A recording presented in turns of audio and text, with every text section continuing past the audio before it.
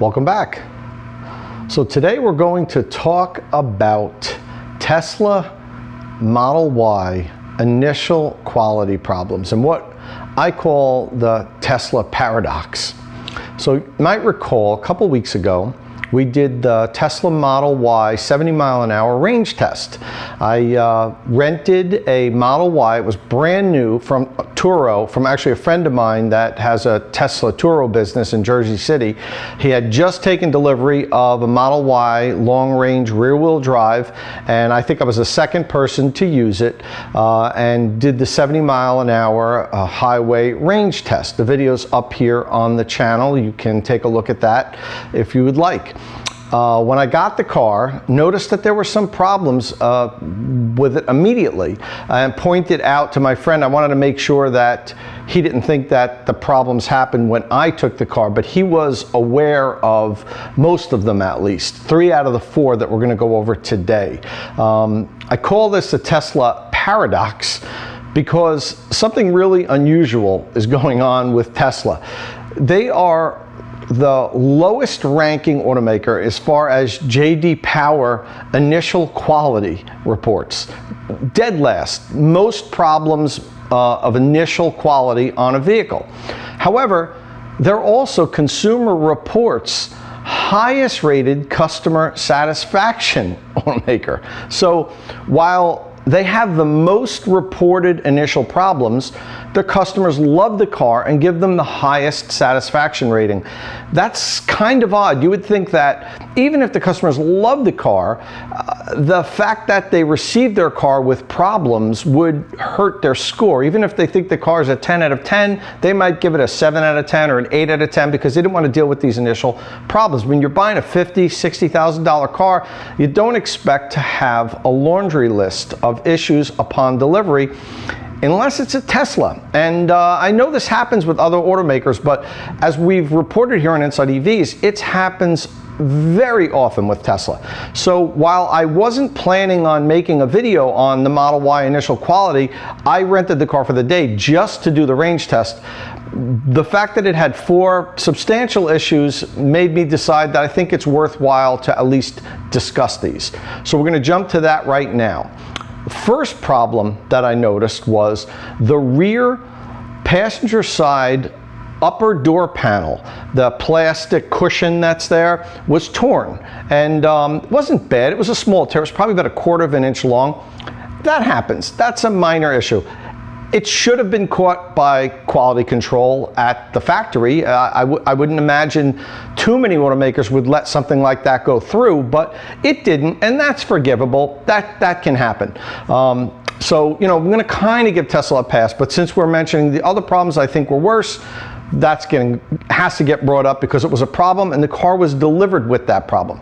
Okay, so the second problem that I noticed while I was doing my range test, at one point I had stopped to get my camera gear out to set up to record a video, and when I closed the right side front passenger door, the speaker that's in the corner of the window of the front passenger door fell off, and it was just hanging there by the wires. So, you know, luckily I was able to just pick it up and figure out how it goes back on, and it kind of snaps in. But you know, either it's defective and it's going to continue to fall off when people close the door, or it just wasn't attached and snapped in properly at the factory. Again, something that in the quality control phase should have been checked and wasn't.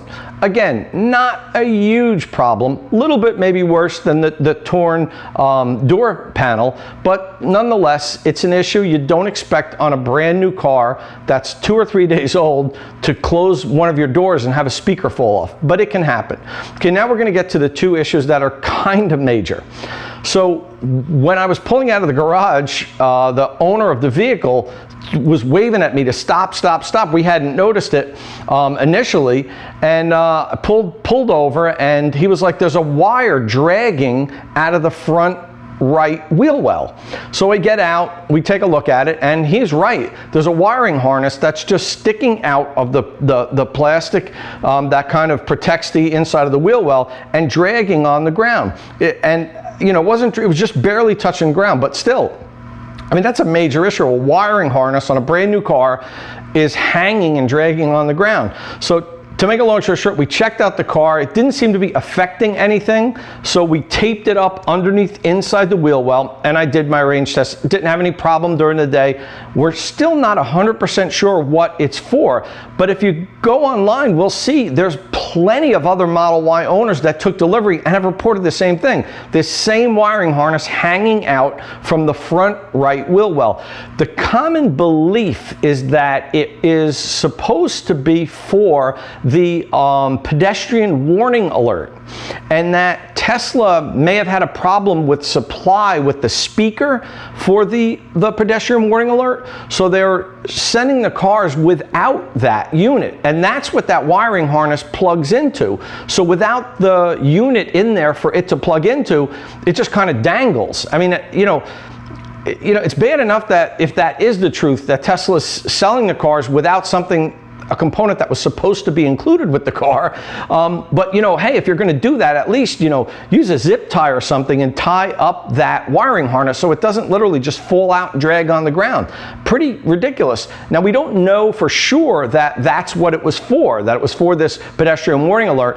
But what I can say is that the vehicle didn't have the pedestrian warning alert. It wasn't making the noise when I was going forward. So it kind of aligns with what it might be, and that's where the speaker would be. So we think that it's that. We don't know for sure. When we do know for sure, if we find out for sure, I will update this video in this post. Okay, so that's number 3. Now, number 4, the rear hatch didn't close properly. It's a power hatch. You press a button on the top of the hatch and it comes down and closes. As the hatch would come down and close, it would kind of bounce back and forth. It would hit one side, then hit the other side, then hit the other side, then latch closed. I wasn't able to get really good videos of it. I took a couple of them, and it seemed like it looked worse in person than it shows up on the video, but you can definitely see what I'm talking about. And I also noticed where it's hitting. On the right side, it's hitting the taillight lens, and it's actually starting to crack that taillight lens. Again, this is car's a week old, and on the hatch where it's hitting, it's already worn the paint off, and the hatch is probably only opened and closed maybe a dozen times in a few days that it's been owned. So that's a significant issue. That shouldn't have left the factory with the hatch that kind of just bounces back and forth before it latches closed. So there's the 4 things that I noticed in one day of driving the car. Now, of course, the paint wasn't flawless, the body panels weren't perfect, but you know, I'm not going to focus on that. That's fine. There's other cars that don't have perfect body panel alignment and the paint isn't perfect, but these are 4 things that really egregious, you know, quality issues that should never, ever leave a factory of any vehicle in that kind of condition. It makes us wonder, does Tesla even have a quality control department? Do they just make the cars and you know, they come off the assembly line and they go on carriers and out to customers, and then their attitude is, well, if there's anything wrong with them, the customer will report it and get it fixed? It almost seems that way with the amount of quality control issues that we're seeing, and not little things that you could miss. I mean, these things on this car, if there was any type of person reviewing the car before it got put on a carrier and sent out, they would have flagged all these things and put it to the side and had them fixed. So it really makes you wonder, is Tesla just trying to hit their numbers, and they're just focused on making the cars, getting them out the door, getting them in customers' hands, and if there's issues, we fix it later? Kind of seems like that, which is unfortunate.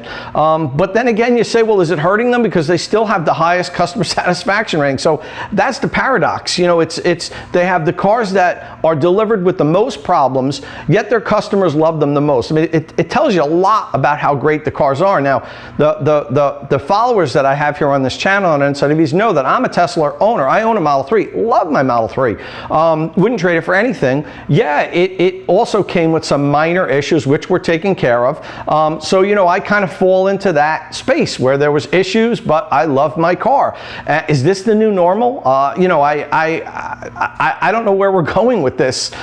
Tesla doesn't seem to be getting that much better now with manufacturing of their new vehicles, at least. Now, when they are in production for 6 months, a year, Tesla absolutely gets better. It's one of the reasons why I had an initial reservation on my Model 3. I canceled it, and then I bought the car after it was in production for a year and a half. And you know, I kind of recommend that for most new Tesla models at this point, if you're the kind of person where some of these things are going to really bother you. A lot of people don't care. They say, you know what, I'll point out the things that are wrong with the car, and then I'll just take it to Tesla service. As long as they fix them, I'm fine with that.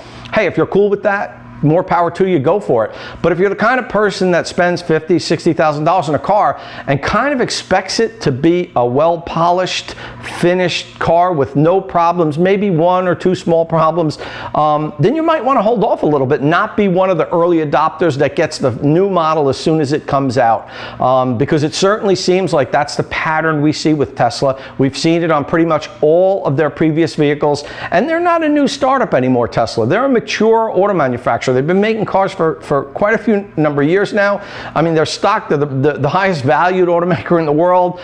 You know, they've grown up. They're not this young company that's just evolving where that, you know, well, that's, you know, they haven't done this before. I mean, they've done this before. They're still making problems with it. They are correcting the problems, but you know, it's you know, it's buyer beware. If you get a Tesla, if it's one of in the first, say, 6 months of production of a new model, you have to be prepared to have issues like this. And you know, until Tesla proves that they can make a new car and not have these problems coming out of the gate, we have to just assume that that's what they're going to be doing, and that's how Tesla works. Doesn't seem to be affecting them too much. I'm sure it's turned off some people. I'm sure they've lost some customers over it, but it certainly doesn't seem like it's affecting them that much. So that's it for today. I just want to remind everybody, if you like the videos we've been doing here on the channel, please click the subscribe button. And because this is kind of a controversial topic, really interested in the comments. So please let us know what you think about this. Does Tesla even have a quality control department? Are they just focused on deliveries, letting the customers do it later? Do you think they have a quality control problem? Maybe they're just missing some things, or certain things are within spec and they send it out. But like I said, let us know what your thoughts are in the comment section below. See you soon.